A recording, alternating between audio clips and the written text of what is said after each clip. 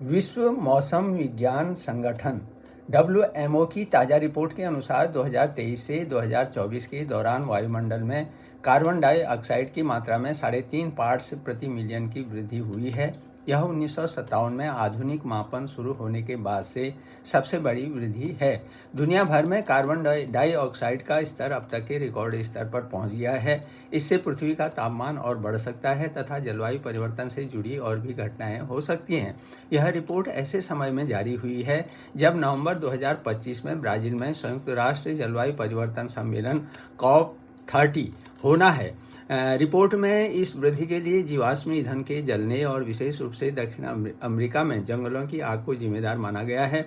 Report में यह भी बतलाया गया है कि मीथेन और नाइट्रस ऑक्साइड जैसी अन्य ग्रीन हाउस गैसों का स्तर भी अब तक के उच्चतम स्तर पर पहुंच गया है, जिससे पृथ्वी का तापमान तेजी से बढ़ रहा है। भारत भी इस संकट से अछूता नहीं है। देश में तापमान वृद्धि, अनियमित वर्षा, सूखा, बाढ़ और हीट वेव जैसी चरम मौसमी घटनाएं बढ़ रही हैं। ऐसे में भारत को अपने विकास मॉडल को और अधिक टिकाऊ और पर्यावरण संवेदनशील बनाना होगा। इसके लिए नवीकरणीय ऊर्जा जैसे सौर और पवन ऊर्जा स्रोतों पर निर्भरता बढ़ानी चाहिए। इलेक्ट्रिक वाहनों और हरित परिवहन को प्रोत्साहन देना होगा। व्यापक वृक्षारोपण और वन संरक्षण को प्राथमिकता देनी होगी। साथ ही कार्बन कैप्चर तकनीकों को अपनाने की दिशा में ठोस कदम उठाने चाहिए। कृषि में जलवायु स्मार्ट पद्धतियों का प्रयोग और अंतर्राष्ट्रीय स्तर पर वित्त व तकनीकी सहयोग की सक्रिय मांग भी भारत के लिए आवश्यक है।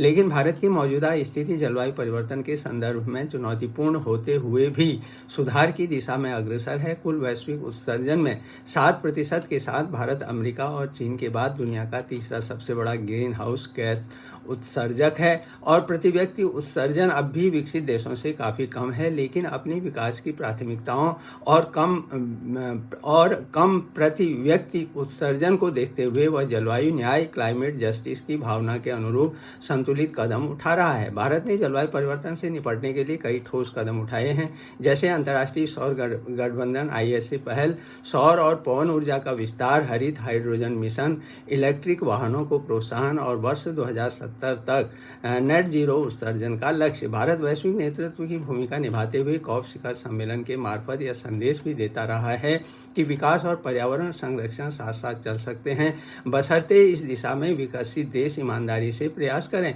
क्योंकि 2009 में कोपेनहेगन सम्मेलन के दौरान विकसित देशों ने विकासशील देशों को हर साल $100 अरब प्रदान करने की जलवायु वित्तीय सहायता, स्वच्छ ऊर्जा और हरित तकनीकों के हस्तांतरण तथा क्षमता निर्माण की अपनी प्रतिबद्धता अभी तक पूरी नहीं की है।